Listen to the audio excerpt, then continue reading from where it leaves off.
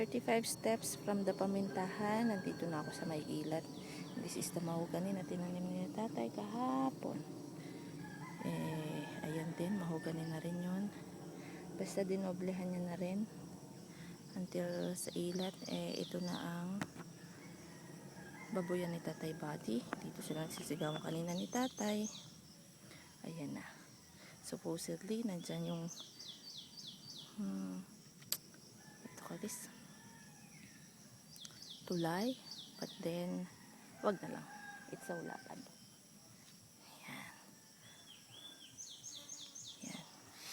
Sagingan, papunta kila Kakang Igna. I'm turning this around hanggang pataas, hanggang sa may pamintahan. I don't know if you can see it. Ayan. Tatabunan ng ano ito. Ayan. Ayan yung pamintahan. I'm turning around.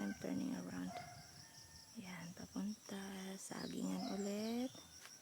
Nandun sa dulo, dun sa may malapad na space, nandun ang rambutan.